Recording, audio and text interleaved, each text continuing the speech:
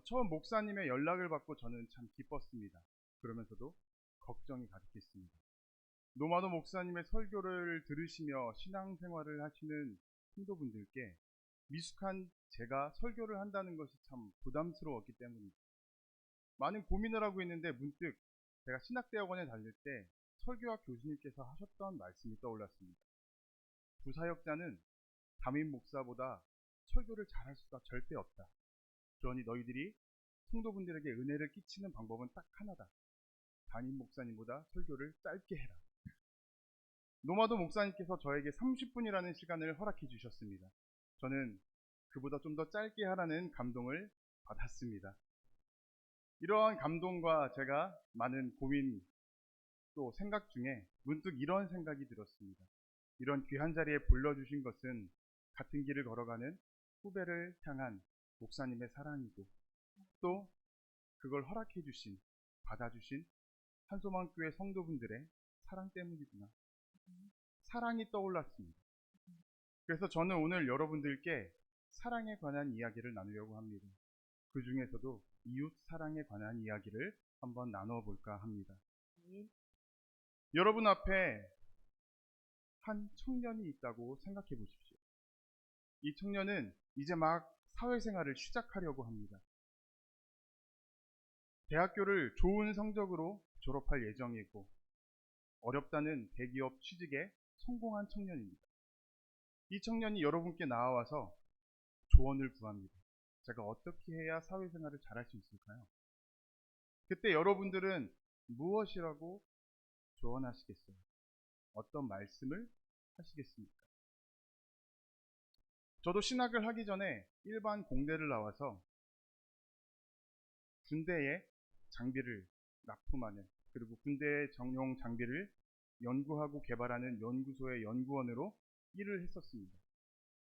제가 취직했다는 얘기를 교회에 얘기했을 때 먼저 취직했던 교회의 형과 누나들이 저에게 이러한 조언을 했습니다. 달령아, 너 줄을 잘 서야 된다. 성공하고 싶어? 누구보다 앞서 나가고 싶어? 그럼 너 줄을 잘 서야 돼. 이 조언은 학교 교수님과 선배님들도 똑같이 저에게 전해주었던 조언입니다. 이 조언을 여러분들 중에서도 들으셨던 분들도 계실 거고 또 해보셨던 분들도 계실 겁니다. 저는 이 조언이 사회생활을 넘어서서 대한민국 전체를 관통하는 것이 아닐까 하는 생각을 갖고는 합니다. 줄을 선다와 같은 말은 누구누구의 라인이다 라는 말이 있습니다. 제가 일했던 연구소에는 연구원만 150명 정도 되는 크지도 작지도 않은 규모였습니다. 그곳에 두 개의 거대한 라인이 있었습니다. 한 명은 A 수석 연구원 라인, 또 한 명은 B 수석 연구원 라인이었습니다. 이 두 명의 수석들은 임원 승진을 앞두고 경쟁하던 사이였죠. 2016년에 최종적으로 A 수석이 임원 승진을 하게 되었습니다. 그리고 그 수석 라인에 있던 모든 사람들은 연봉과 진급에 있어서 플러스 알파를 받았다는 것은 공공연한 비밀이었습니다. 저는 그때 생각했습니다. 아, 이래서 줄을 잘 서야 된다고 하는 거구나. 이렇게 라인이나 혹은 줄 서는 것에 대해서 더 직접적으로 그리고 더 쉬운 말로 얘기하면 편이라고 합니다. 누구 편이야? 너 이 사람 편이야? 저 사람 편이야? 살아가면서 사람들은 왜 편을 나누는 걸까요? 우리들은 왜 편을 나누며 생활하는 걸까요? 단순하고 편하기 때문입니다. 내가 도와줄 사람, 돕지 않을 사람, 베풀 사람, 베푸지 않을 사람. 선택과 판단에 있어서 명확하고 단순해집니다. 명쾌해지죠. 그렇다면 편을 정하는 방법은 무엇일까요? 그냥 내 옆에 가까이 있으면 같은 편이고 저기 멀리 있으면 상대편일까요? 가장 쉬운 방법은 하나의 선을 그어놓는 겁니다. 선을 긋고 그 선 안쪽에 나와 같이 있으면 같은 편, 선 밖에 넘어가 있으면 상대편입니다. 우리나라에서는 이러한 선으로 가장 유명한 게 세 개가 있습니다. 학연, 지연, 그리고 혈연이죠. 이러한 풍조, 이러한 모습은 우리나라에만 국한된 것이 아닙니다. 전 세계적으로 만연해 있는 현상이죠. 그래서 미국의 영성가이자 뛰어난 설교가인 스캇 솔즈 목사님은 이러한 사람들의 모습에 대해 선안에 갇힌 인생이라고 표현합니다. 그런데 문제는 이 선에다가 사람들이 벽돌을 하나씩 하나씩 쌓아 올리기 시작한다는 거죠. 쌓아 올린 벽돌은 점점 높아져서 신경 쓰지 않으면, 관심을 갖지 않으면 그 벽 너머에, 선 밖에 누가 있는지, 어떠한 사람이 있는지 신경 쓰지 않게 됩니다. 이렇게 선 안에 갇히고 담벼락 안에 갇힌 인생은 오늘날에만 국한되지 않습니다. 2000년 전에도 마찬가지였습니다. 예수님 시대에 대표적으로 줄을 세우고 선을 긋던 사람들이 있습니다. 복음서마다 예수님의 적대자로 나오는 사람들이죠. 그 중에 오늘 본문에는 두 그룹이 나옵니다. 바리새파 사람들, 그리고 사두개파 사람들입니다. 오늘 본문 34절에는 이들이 함께 모였다고 나옵니다. 왜 모였을까요? 먼저 15절에서 22절에 보면 바리새파 사람들이 예수님께 나와 세금을 놓고 시험을 합니다. 그때 예수님께서는 명쾌한 답변으로 이겨내시죠. 유명한 답변입니다. 가이사의 것은 가이사에게, 하나님의 것은 하나님께. 바리새파 사람들이 지고 물러나자 그 자리에 사두개파 사람들이 다가옵니다. 그리고 예수님과 부활에 관련된 신학적 논쟁을 벌이게 되죠. 그리고 역시나 예수님께 패배하고 맙니다. 사두개파 사람들마저 졌다는 얘기를 듣자 바리새파 사람들이 다가옵니다. 그리고 손을 잡자고 얘기하죠. 그 당시에 서로 간에 선 밖에 있는 존재였기 때문에 친하지는 않았지만 그럼에도 불구하고 예수님이라는 공통의 적을 놓고 싸우기 위해 손을 잡았던 겁니다. 그리고 그들이 모여서 예수님께 나아가고 그 중에 한 명 율법사가 예수님께 이렇게 질문합니다. 예수님, 우리에게 수많은 율법이 주어졌는데 그 중에서 가장 중요한 율법, 가장 큰 율법은 어떤 것입니까? 그때 예수님께서는 오늘 우리가 읽은 본문 37절에서 40절의 말씀을 들어 말씀하셨습니다. 한번 읽어보도록 하겠습니다. 예수께서 이르시되 내 마음을 다하고 목숨을 다하고 뜻을 다하여 주 너의 하나님을 사랑하라 하셨으니 이것이 크고 첫째 되는 계명이요 둘째도 그와 같으니 내 이웃을 내 자신같이 사랑하라 하셨으니 이 두 계명이 온 율법과 선지자의 강령이니라. 아멘. 예수님의 이 말씀을 요약하면 이렇습니다. 주 너의 하나님을 사랑해라. 그리고 내 이웃을 너 자신과 같이 사랑해라. 아멘. 이 문단만 놓고 보면은 어떤 일련의 사람들이 지혜자 혹은 선생님께 나와서 가르침을 청하는 것만 같습니다. 그런데 마태복음은 이 사건에 대해 분명하게 시험이라고 표현하고 있죠. 왜 시험일까요? 당시 유대교 지도자들 사이에서는 이런 것이 유행이었다고 합니다. 자신들의 지식을 뽐내기 위해 서로 간에 어떠한 율법이 최고냐를 놓고 논쟁했다는 거죠. 논쟁은 사전적 의미로 서로 다른 의견을 가진 사람들이 각자 자기의 주장을 말이나 글로 논하여 다투는 것을 의미합니다. 논리적으로 다투는 겁니다. 상대방의 의견에 대해 반박하고 나의 의견을 주장하는 것이죠. 이것이 그들의 일상생활이었습니다. 그러다 보니 어떠한 논쟁 주제에 대해서 전공한 사람들은 일반인들이 이기기가 참 어렵습니다. 그리고 당대의 율법에 있어서 최고의 전문가, 전공자라고 할 수 있는 사람들이 바로 이 바리새파 사람들 그리고 사두개파 사람들이었습니다. 그들은 예수님께 질문하며 속으로 이런 생각을 했을 거예요. 예수, 네가 어떤 답변을 하든 간에 우리는 다 반박할 수 있어. 그래서 너는 율법을 모르는 사람으로 내가 너를 깎아내릴 거야. 그리고 혹시라도 기회가 된다면 너를 율법도 모르는 사람 혹은 율법을 어기는 사람, 죄인으로 몰고 가야겠어. 그들은 이러한 불순한 생각을 갖고 있었죠. 그래서 마태복음은 분명하게 시험이라고 기록합니다. 그런데 여러분들도 아시다시피 예수님께서는 그들의 시험에 대해 명쾌하게 그리고 아무런 답변도 그들이 반박도 하지 못하게 넘어가셨습니다. 예를 한번 들어보도록 하겠습니다. 예수님께서 만일 두 가지 율법 중에 한 가지, 주 너의 하나님을 사랑하라, 이것만 말씀하셨다면 바리새파 사람들과 사두개파 사람들은 뭐라고 답변했을까요? 뭐라고 반박했을까요? 하나님을 사랑하라는 사람이 어떻게 안식일을 어겨? 너는 안식일을 어긴 사람이야. 하나님을 사랑하지 않는 사람이야. 넌 죄인이야. 그렇다고 이웃만 사랑해 이라는 말씀을 예수님께서 하셨다면 이렇게 대답했겠죠. 어떻게 선지자라는 사람이, 선생님이라는 사람이 하나님보다 사람을 앞에 둘 수가 있어? 그들은 이러한 불순한 생각을 가졌지만 예수님께서는 정말 감탄스러운 답변을 하셨습니다. 우리는 이 예수님의 답변에서 감탄만 가질 것이 아니라 오늘날을 살아가는 우리에게 어떻게 말씀하시는지 우리는 배우고 듣고 또 순종해야 합니다. 아멘. 예수님께서 말씀하신 이 내용을 제가 앞서 말씀드렸던 줄과 선으로서 묵상해 보았습니다. 그러면 예수님의 말씀을 이렇게 해석할 수 있습니다. 선 안에 누구보다 하나님을 사랑해라. 그리고 선 안에 사람들을 사랑하듯이 선 밖의 사람들도 사랑해라. 다시 말해서 선 안에 갇힌 사람들을 향해 선 밖으로 나아가라고 도전하고 계신 것입니다. 아멘. 예수님께서 하시는 이 도전은 단지 자신들의 교리라는 선을 그어놓고 살아가는 바리새파 사람들과 사두개파 사람들에게만 향한 것이 아니었습니다.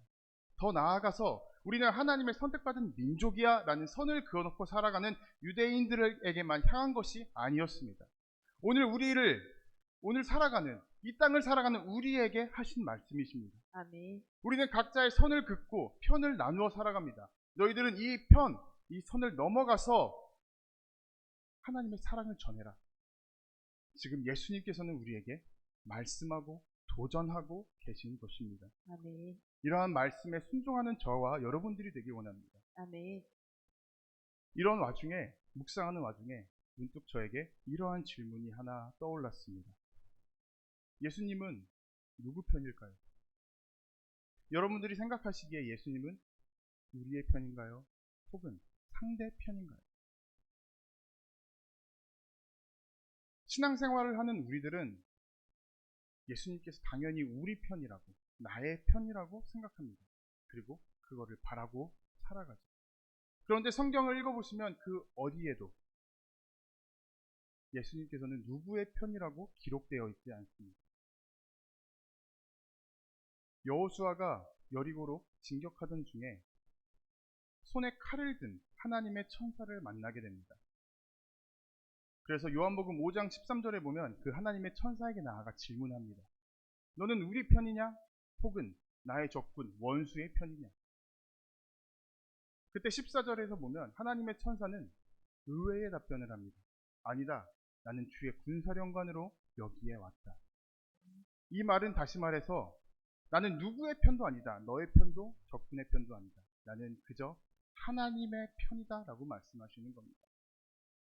다시 말해 예수님은 예수님 편, 예수님 홀로 오롯이 서 계신 분입니다.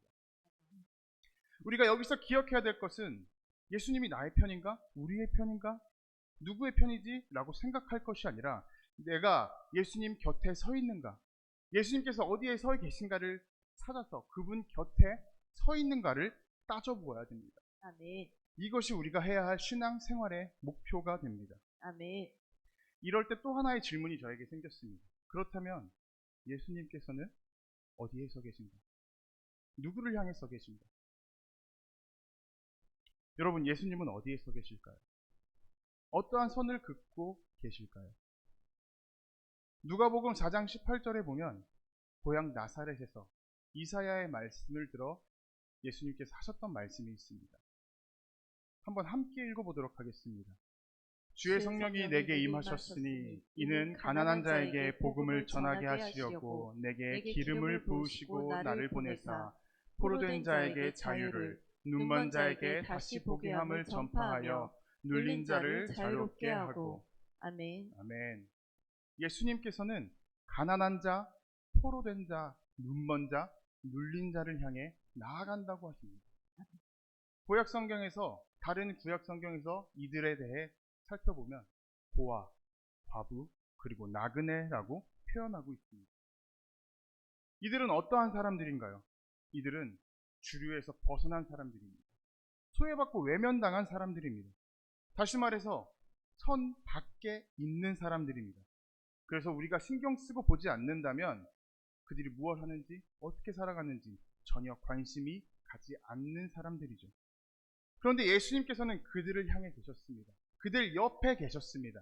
항상 예수님께서는 그들에게 나아가서 손을 벌리셨고 품을 열어주셨습니다. 아멘. 그들에게 사랑을 베푸셨습니다. 아멘. 하나님 나라의 복음을 전해주셨습니다. 아멘. 예수님께서 안식일을 범한 이유가 선 밖에 있는 사람들을 구원하기 위함이셨습니다. 아멘. 다시 질문하겠습니다. 여러분, 예수님은 어디에 서 계신가요? 예수님은 지금 우리가 정한 선 밖에 계십니다. 예수님께서 선 밖에 서서 우리를 부르고 계십니다. 이쪽으로 나와라, 선 밖으로 나와라, 내 옆에 서라. 그리고 내 옆에서 이 소외받는 사람들을 한번 봐라. 그리고 그들에게 사랑을 전해라.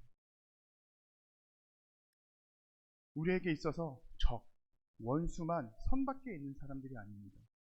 소외받는 사람들, 고통받는 사람들, 외면당하는 사람들, 이러한 사람들이 선 밖에 있는 사람들이고 우리가 사랑을 전해야 하는 우리의 이웃들입니다. 아멘. 당연히 여기 계신 분들은 말씀에 순종하며 선 밖에 있는 사람들에게 많이 다가가려고 해보셨을 겁니다.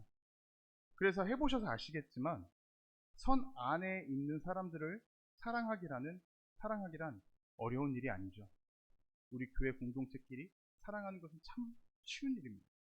그런데 문제는 선 밖에 있는 사람들입니다. 그들에게 다가가기란 무언가 어렵고 또 뭐 어떻게 해야 할지 잘 모르겠는 마음입니다. 무엇보다 그들에게 다가가고 싶은 마음이 들지 않습니다. 왜 그럴까요? 그들에게 무언가를 베풀어도 우리가 베푼 모습을 아무도 인정해주지 않습니다.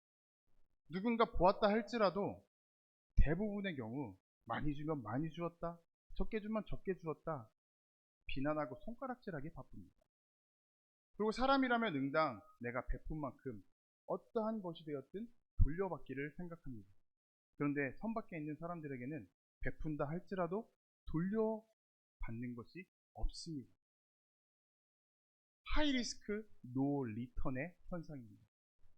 우리는 그것을 낭비라고 생각하죠.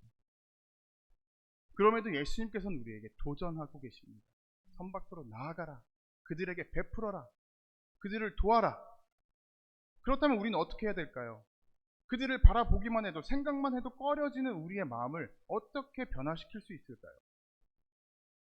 우리가 살아가다 보면, 그리고 여기 한송환 교회에서도 이런 아이들이 있을 겁니다. 달라고 떼쓰기보다는 먼저 나누어 주는 아이.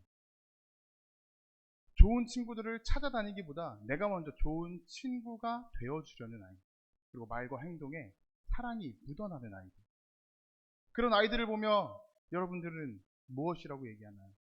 어떻게 얘기하시나요? 야, 너는 정말 사랑 많이 받은 아이구나. 부모님께서 너를 많이 사랑하시나 보다. 사랑받고 자랐구나 라고 말을 합니다. 그러면 그 아이들이 요 밖에서는, 교회에서는 사회생활이라고 잘하고 집에 가서 부모님께 대들고 반박하고 말대꾸하고 그럴까요? 사춘기라면 그럴 수 있습니다. 그런데 어린아이들은 밖에서의 모습이나 안에서의 모습이나 똑같습니다. 다시 말해서 집 안에서 부모를 사랑하는 아이들이 집 밖에서 다른 사람을 사랑할 수 있는 것입니다. 이 내용을 오늘 우리에게 도전하고 말씀해 주시는 예수님의 말씀에 적용해서 다시 한 번 더 묵상하면 이렇게 말할 수 있습니다. 하나님을 사랑하는 사람이 선 밖에 있는 사람을 사랑할 수 있는 것입니다. 아멘. 도저히 용서할 수 없는 사람들이 옆에 계신가요? 혹은 떠오르시나요?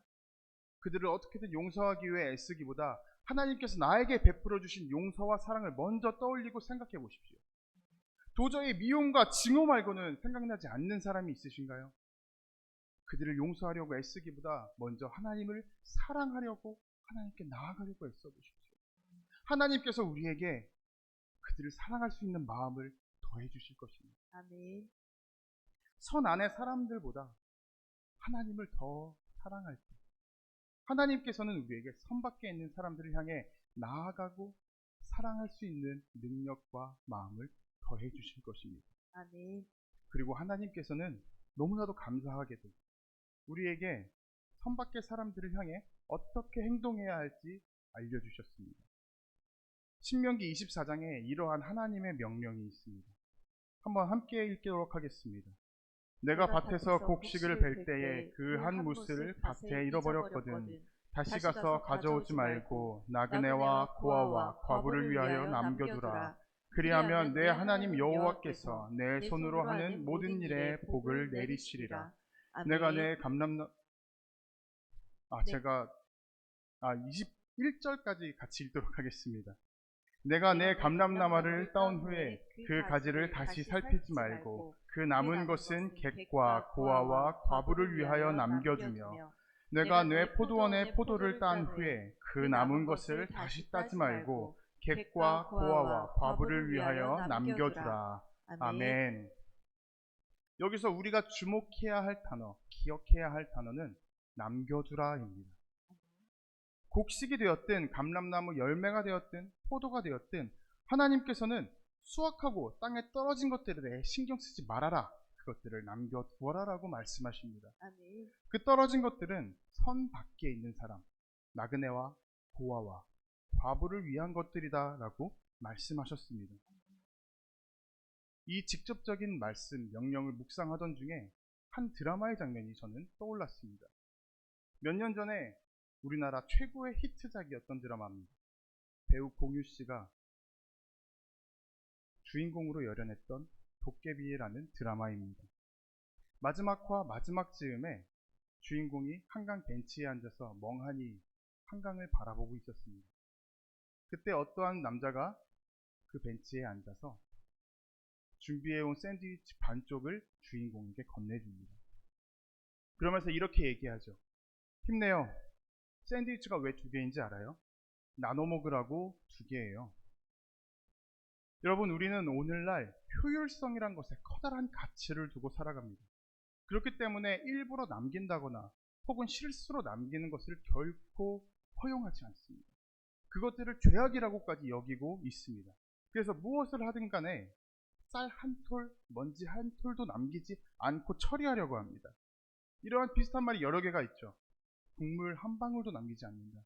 마른 수건도 다시 짠다. 그리고 이러한 세상의 가치는 제가 어렸을 적 많이 들어왔던 속담 하나를 가려버렸습니다. 잘 안 들리게 만들었습니다.